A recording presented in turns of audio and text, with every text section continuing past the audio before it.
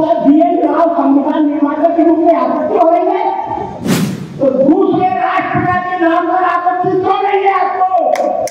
तो वो ब्राह्मण नहीं है। मैं प्रशासन से कहना चाह रहा हूँ, सच्चाई कहने के लिए अगर मुझे बलिदान भी करना पड़े, मैं बलिदान देने के लिए तैयार हूँ। आप सम्मान करोगे मेरे साथियों को, मैं निकल रहा हूँ। और जिन लोगों ने आजादी की लड़ाई में अगर हमारा साथ दिया, मैं उनको कभी नहीं मानता। हम ऐसे लोगों के साथ बिल्कुल नहीं है जो मनुस्मृति चलाने में विश्वास करते हैं। हम ऐसे लोगों के साथ बिल्कुल नहीं है जो ईश्वर को नहीं मानते। ऐसा नहीं है कि अनुसूचित जाति के लोग आपके साथ नहीं है।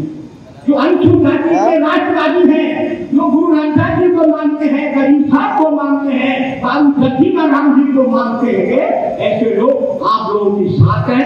नमस्कार दोस्तों, समाज सेवी संस्था Anupama Raj Dandotiya welfare foundation ARD news में आप सभी का स्वागत है। दोस्तों, आज हम बात कर रहे हैं ग्वालियर में आयोजित भारत के असली संविधान निर्माता की समीक्षा में आयोजित संगोष्ठी की, जिसमें भारत के असली संविधान निर्माताओं के सम्मान के लिए स्वामी आनंद स्वरूप के साथ SC/ST के गरीब मध्यम वर्ग के सच्चे हितैषी गोपीलाल भारती ने कथित अम्बेडकरवादियों को जमकर धोया। जी हाँ दोस्तों, SC/ST समाज हितैषी वरिष्ठ कांग्रेसी नेता पदाधिकारी गोपीलाल भारती ने BN राव को संविधान का असली निर्माता बताया और कई सवाल भी दागे। जी हां दोस्तों, गोपीलाल भारती का कहना है कि जो लोग अंबेडकर को SC/ST OBC का मसीहा कहते हैं, वह यह बता दें संविधान में जातीय आरक्षण के अलावा ऐसा क्या है जिसको लेकर भीम आर्मी, आजाद सेना और अंबेडकर करने वाले आसमान धरती एक कर रहे हैं। संविधान के ऊपर संविधान की व्याख्या और सनातन धर्म पर अत्यंत हो रहे हैं, जो विषय है, तो मैं सबसे पहले तो संविधान के ऊपर बताना चाह रहा हूँ। संविधान कोई एक व्यक्ति ने नहीं बनाया, ये मैं आज नहीं कह रहा हूँ, आज से 30 साल पहले से कहता रहा हूँ कि संविधान किसी एक व्यक्ति ने नहीं बनाया। जब संविधान बनाने की बात आई, तब इस देश की आजादी की लड़ाई गांधी जी के नेतृत्व में, जगजीवन राम जी के नेतृत्व में लड़ी जा रही थी। तो उस समय अंग्रेजों ने संविधान सभा बनाने के 1-2 साल पहले ही BN राव साहब को संविधान बनाने का दायित्व सौंप दिया गया था। जब हमने देखा कि BN राव की जो प्रारूप रिपोर्ट थी, उस प्रारूप रिपोर्ट में ही अनुसूचित जातियों, जनजातियों के लिए आरक्षण की प्रावधान है, तो हम BN राव को क्यों स्वीकार नहीं करें? हम BN राव को संविधान निर्माता के रूप में स्वीकार करते हैं। भाइयों, संविधान सभा का गठन दिसंबर 1940 में हुआ और उसके 1 साल पहले ही BN राव संविधान की प्रस्तावना, संविधान का प्रारूप कैसा हो, संविधान में कैसे अधिकार हो, ये पूरा उनको ब्रिटिश गवर्नमेंट ने उनको अधिकृत किया गया था। और जब संविधान सभा दिसंबर 1940 में बन गई थी, तो उस समय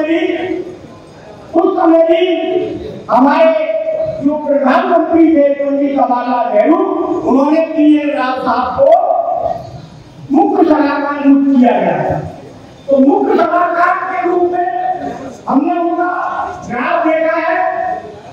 हम ये कहना चाहते हैं कि संविधान बनाने के लिए संविधान सभा के अध्यक्ष डॉक्टर राजेंद्र प्रसाद जी थे।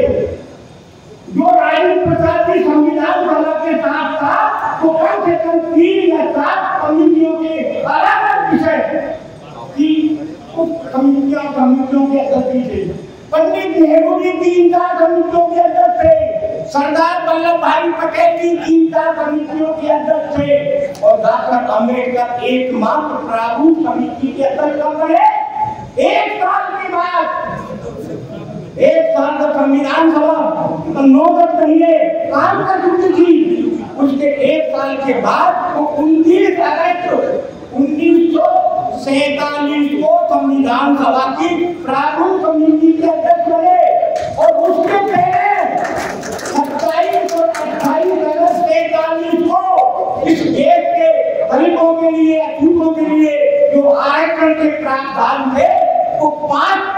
चुके थे। तो भाइयों, अब संविधान में आरक्षण के प्रावधान किसने किए हैं?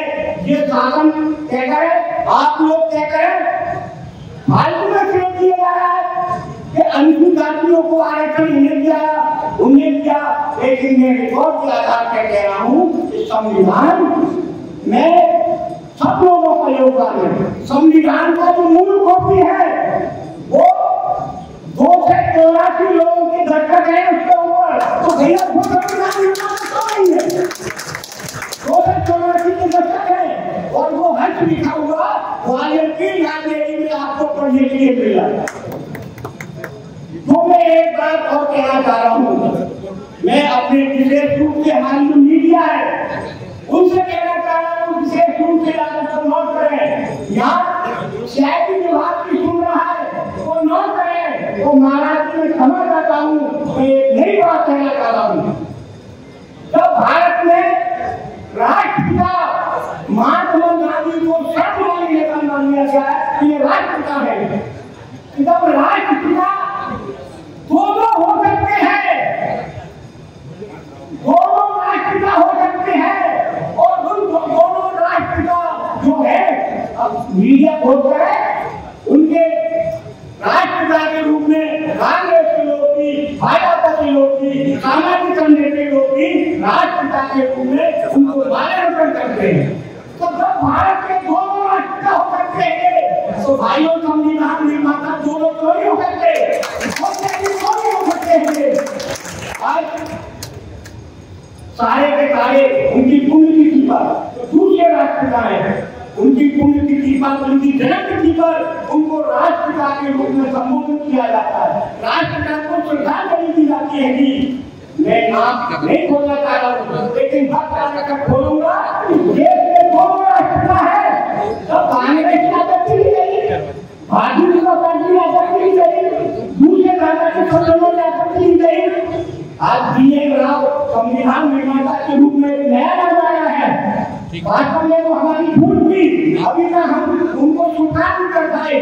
तो आज बीएन राव संविधान निर्माता के रूप में आपत्ति हो रही है, तो दूसरे राष्ट्रपिता के नाम पर आपत्ति क्यों नहीं है आपको? तो वो ब्राह्मण नहीं है, वो दूसरे ईसाई समुदाय को स्वीकार कर चुके थे। ऐसे लोगों को तुम हमारी नजर में केवल राष्ट्रपिता महात्मा गांधी है। जब आपने राष्ट्रपिता महात्मा गांधी को भारत सरकार ने मान्यता दी है, सभी राजनेताओं ने मान्यता दी है, तो दूसरे लोगों को, दूसरे राजनेताओं को राष्ट्रपिता जो संबोधन कर रहे हैं वो एक अपराध है, राष्ट्रद्रोही है। आप ऐसे को राष्ट्रपिता कैसे स्वीकार कर लेंगे? मैं एक बात और कह रहा हूँ, मैं गुरु रामदास जी को मानता हूँ, बाबू जगजीवन राम जी को मानता हूँ।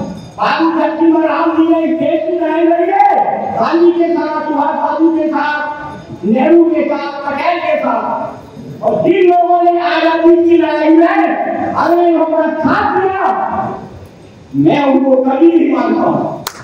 अब हमारे तमाम नेता कहते हैं 1857 में जिन लोगों ने गद्दारी करी वो गद्दार है, और जिन आजादी की लड़ाई में अंग्रेजों का साथ दिया वो गद्दार है। तो भाइयों और भी विचार करें, मीडिया विचार करें कि भाइयों भारत छोड़ो आंदोलन के दौरान अंग्रेजों का साथ कौन दे रहा था, अंग्रेजों के साथ कौन खड़ा था?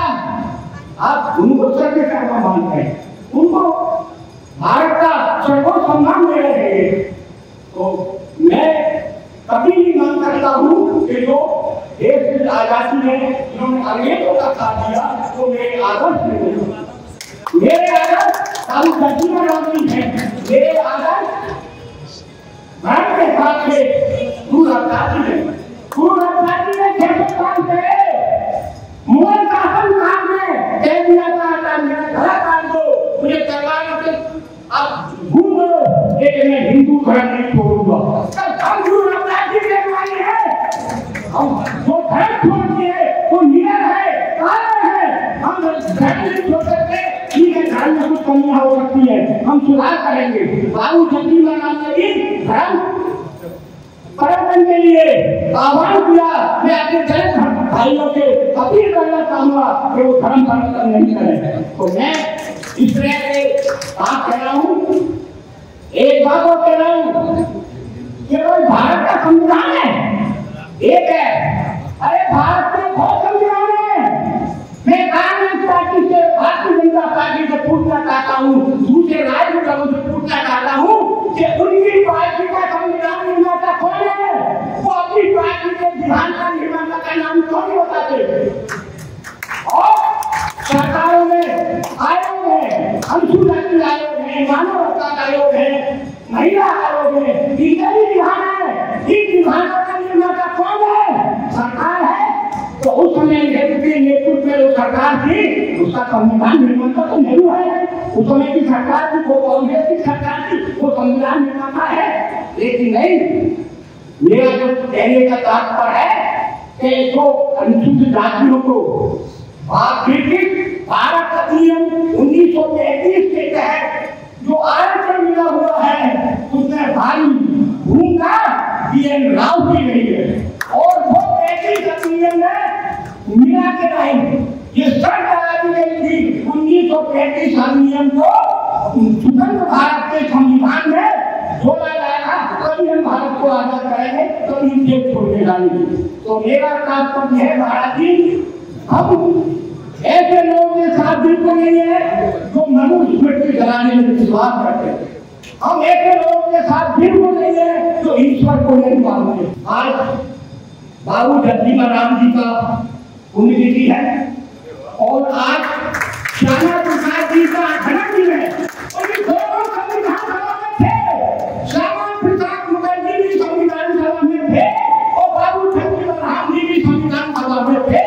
दोनों महापुरुषों को ग्रहण करता हूँ। जब मैं बाबू जगजीवन राम जी की प्रतिमा पर मैं गया था माल्यार्पण करने के लिए, दो शब्द बोलने के लिए, तो वहां पर मीडिया सब चले गए।